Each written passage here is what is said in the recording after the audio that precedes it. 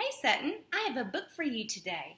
It is called The True Story of the Three Little Pigs, and it is by A. Wolf and Jon Scieszka. Everybody knows the story of the three little pigs, or at least they think they do.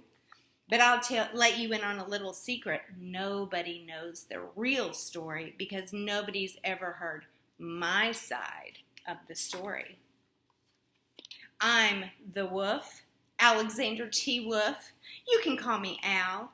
I don't know how this whole big bad wolf thing got started, but it's all wrong. Maybe it's because of our diet. Hey, it's not my fault wolves eat cute little animals like bunnies and sheep and pigs. That's just the way we are. If cheeseburgers were cute, folks would probably think you were big and bad too. But, like I was saying, the whole big bad wolf thing is all wrong. The real story is about a sneeze and a cup of sugar. This is the real story. Way back in Once Upon a Time, I was making a birthday cake for my dear old granny. I had a terrible sneezing cold, and I ran out of sugar. So I walked down the street to ask my neighbor for a cup of sugar. Now, this neighbor was a pig, and he wasn't too bright either. He had built his whole house out of straw. Can you believe it? I mean, who in his right mind would build a house out of straw? So, of course, the minute I knocked on the door, it fell right in. I didn't want to just walk into somebody else's house, so I called, little pig, are you in?" And no one answered. I was just about to go home without the cup of sugar for my dear old granny's birthday cake. That's when my nose started to itch. I felt a sneeze coming on.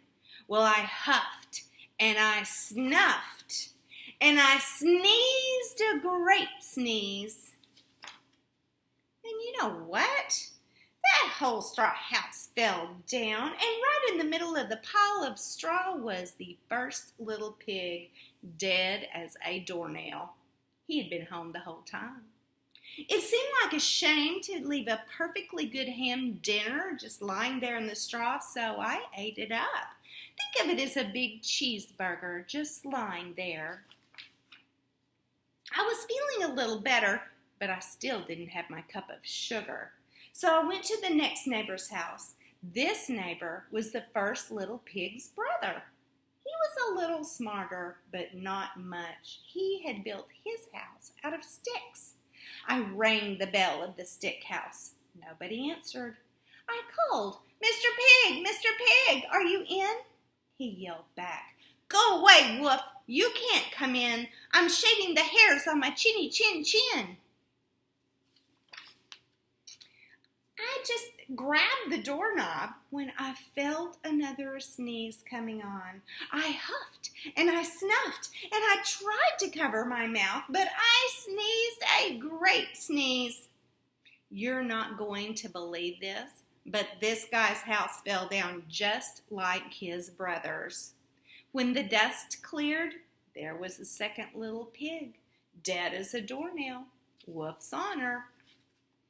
Now, you know food will spoil if you just leave it out in the open. So I did the only thing there was to do. I had dinner again.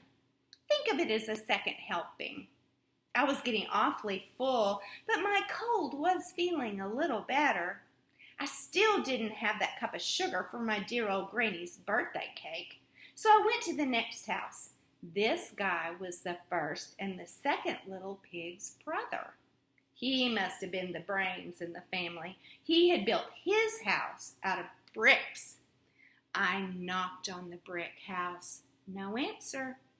I called, Mr. Pig, are you in?" And do you know what that rude little porker answered? "Get out of here, Wolf. Don't bother me again." Talk about impolite. He probably had a whole sack full of sugar, and he wouldn't even give me one little cup for my dear, sweet old granny's birthday cake. pig. I was just about to go home and maybe make a nice birthday card instead of a cake when I felt my cold coming on. I huffed and I snuffed and I sneezed once again, and the third little pig yelled, "And your old granny can sit on a pin." Now, I'm usually a pretty calm fellow, but when somebody talks about my granny like that, I go a little crazy. When the cops drove up, of course I was trying to break down the pig's door, and the whole time I was huffing and puffing and sneezing and making a real scene. The rest, as they say, is history. The news reporters found out about the 2 pigs I had for dinner. They figured a sick guy going to borrow a cup of sugar didn't sound very exciting. So they jazzed up the story with all that huff and puff and blow your house down. And they made me the big bad wolf. That's it. The real story. I was framed. And maybe you could loan me a cup of sugar. Look at him stuck in the jail. Oh, do you think that's really what happened, Sutton? I like that story. I hope you have a good day. See you soon.